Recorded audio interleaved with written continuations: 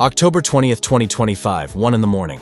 Downtown New Orleans. The streets are supposed to be quiet at this hour. But tonight, they're electric, alive, dangerous. Hundreds of bodies moving like a tidal wave through the French Quarter. Screaming, chanting, pushing, all of them chasing one man.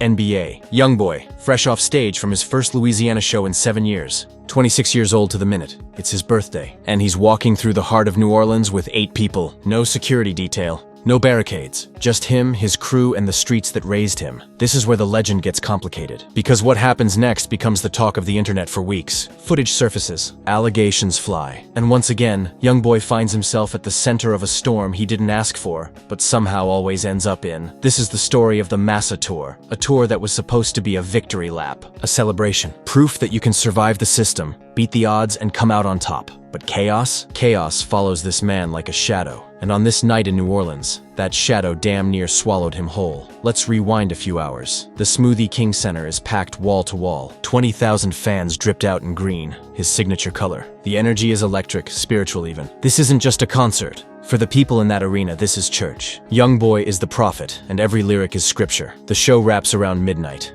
Clean, no drama. The crowd disperses into the New Orleans night, still buzzing, still chanting his name. But YoungBoy, he's not ready to call it a night, so he does what anyone born and raised in these streets might do. He steps outside, takes a walk. Canal Street, Bourbon Street, the spots where tourists stumble drunk and locals move with purpose. He's dressed low-key, black jacket, dark shades, trying to blend in, trying to just exist. But you can't be NBA YoungBoy and just exist. Not in New Orleans, not on your birthday, not after the night you just had. Word spreads fast. Someone posts on Instagram, a Snapchat story, a tweet. Within minutes, the crowd starts to form. 10 people becomes 20, 20 becomes 50, 50 becomes a full-blown mob. Now picture this. You're Kentrell Gaulden. You've spent years locked up, locked in, locked down. You just got your freedom back. You just performed for your city after nearly a decade away. And now, the very people who came to celebrate you are surrounding you so tight you can barely breathe. The footage that leaks later shows the chaos in full. Bodies pressed against bodies. Phones in the air. YoungBoy trying to move, but the crowd won't let him. His crew is overwhelmed, and somewhere in the madness, clips surface that people claim show him begging someone not to kill him. Now, let's be real. The internet loves a narrative, and the narrative they ran with?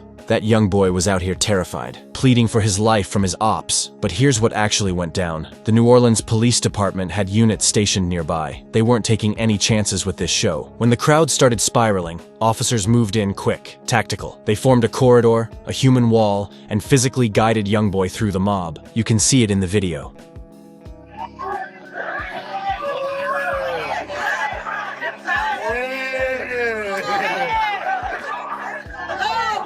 Cops on all sides, pushing back fans, clearing a path. YoungBoy looked reluctant, like he didn't want to leave, like he wanted to stay and show love to the people. But the police weren't asking. They got him to a car. They got him out, no arrests. No charges, no criminal activity, just crowd control, just chaos. The NOPD would later confirm all of this. But by then, the story had already taken on a life of its own. And that's the thing about YoungBoy's life. The truth is always somewhere between the headlines and the streets. But this was just the beginning. The Massa Tour, short for Make America Slime Again, kicked off on September 1st, 2025, in Dallas, Texas. It was supposed to run through mid-November, hitting over 30 cities from coast to coast. On paper, it was a celebration. A victory lap for a man who'd spent the last few years under federal indictment, house arrest, and public scrutiny. He'd been pardoned by President Donald Trump in May of that year. Freed, finally able to tour again, finally able to touch his fans. But if you know anything about NBA YoungBoy's life, you know nothing ever goes smoothly. From day one, the tour was a powder keg. Fights,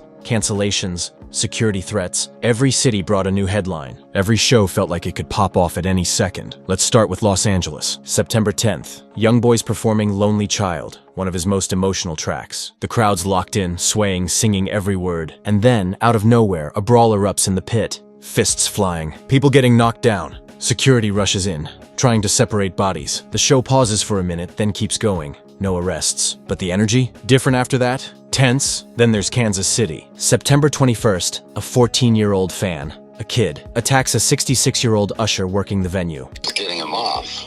getting him off me because he was so enraged, you know. So we were just, we were in essence trying to protect the fans. We're talking serious injuries, the kind that sends someone to the hospital. The teen gets arrested on the spot. The venue immediately starts pushing for stricter age limits moving forward. Because here's the thing, YoungBoy's fan base skews young, 13 to 24 mostly. Gen Z kids who see themselves in his pain, his struggle, his anger. And sometimes, that intensity boils over into violence. But the wildest moment of the tour? Chicago, September 24th, United Center. One of the biggest venues in the country. The show is scheduled. Fans are traveling from all over the Midwest. Tickets are sold out. And then, less than 24 hours before doors open, the venue pulls the plug. Canceled. Why? Security threats. Specifically, threats tied to YoungBoy's ongoing beef with Lil Durk, a Chicago native with deep roots in the city's drill scene. That was the topic.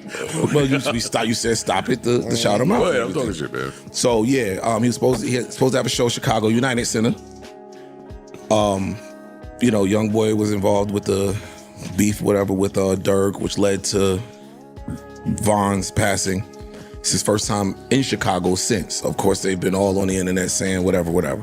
So the first thing happened, the Chicago Center puts out an update and says, listen, we're doing a 0 bag policy at this show. Normally at shows, they have a clear bag policy. The little book bags, the little handbag, as long as it's clear, they can see through it, you can bring that bag in. It was like, for this particular show, no bags allowed whatsoever. We're not playing. And then like a couple days went by and the Chicago Center just said, yo, we canceling the show. Okay. We're not even doing it. So they deaded the show. The tension between the two had been simmering for years, and the venue wasn't about to risk a shootout in their building. They'd already implemented extreme security measures. No bags allowed, not even small purses. They were scanning everyone, checking everyone. But it wasn't enough, so they shut it down. Fans showed up to locked doors. Refunds were issued, and the internet exploded. But here's the crazy part. YoungBoy's team still got paid. Contracts are contracts. Chicago paid out even though the show never happened. That's the kind of financial power he holds. The kind of leverage you get when you're one of the most streamed artists in the country. Whether the mainstream media acknowledges it or not, the tour kept moving. Columbia, South Carolina. October 13th, mid-performance, someone in the crowd throws something at the stage. Object hits near YoungBoy. He stops the show. Cold. Yo, respect the performance. We all family here. Don't make me leave. Security removes the person. The crowd settles. The show goes on. And that's the pattern, right? Every city, something happens. But every city, YoungBoy shows up. He performs. He gives his fans everything.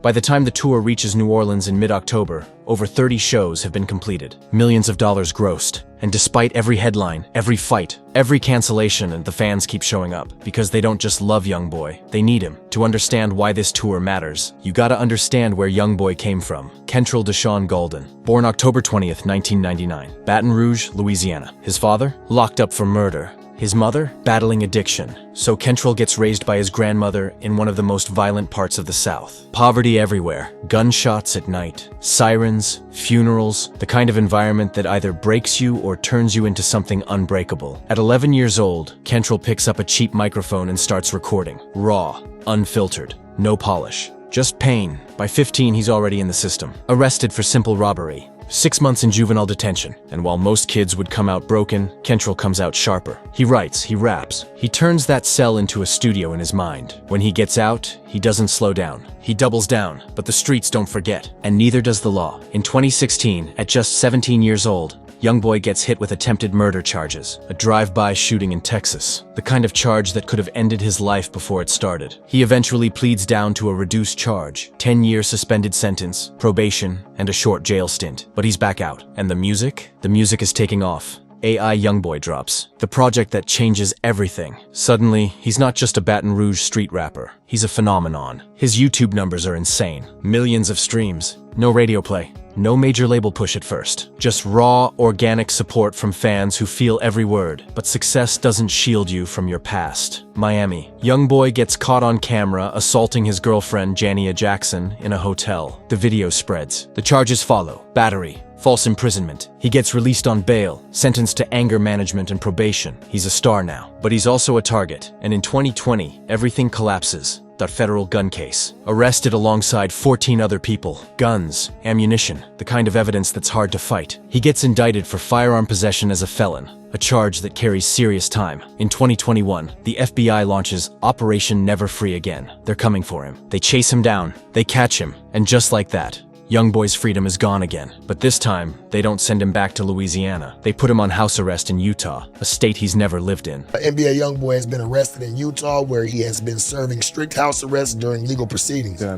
According to jail records from the Cache County Sheriff's Office, the 24-year-old was booked on several charges Tuesday morning. Far from the South, far from the streets, and from that house under 24/7 surveillance, he keeps recording. He keeps releasing music. He doesn't stop. Albums, mixtapes, over 26 projects since 2015. His output is relentless. Some people say it's because he knows his time could run out any day. Others say it's because music is the only thing keeping him sane. But then, in 2024, while he's still under federal watch, he catches more charges. This time, leading a prescription drug fraud ring, fake doctor identities, forged prescriptions. The feds hit him with 63 felonies. 63. Forgery. Damn. no bail. Identity fraud. They're really right? on his What the f are you up there doing? An He's attorney, Probably using. Oh, sorry. An attorney representing YoungBoy issued a statement saying, in part, everyone is presumed innocent and he has falsely been accused in the past.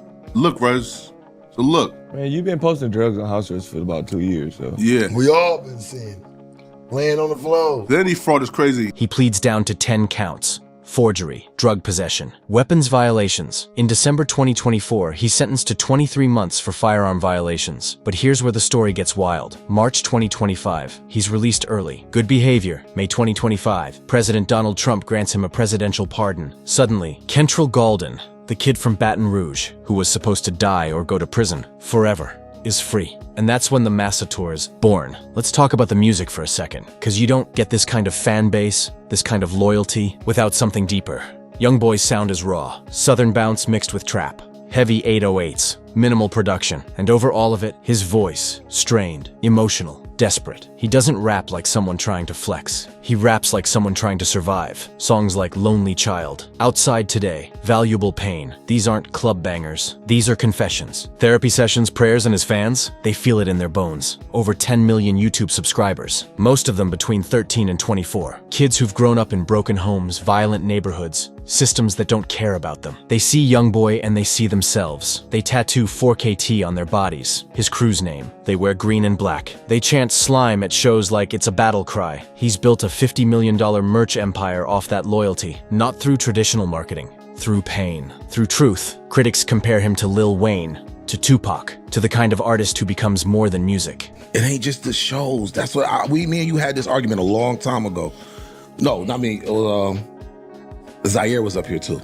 But yo, they love like the way Zaire, the generation after us looked at Wayne Zaire compared him to Tupac, and is how I know that was they a big look mistake, at but I YoungBoy understand. though.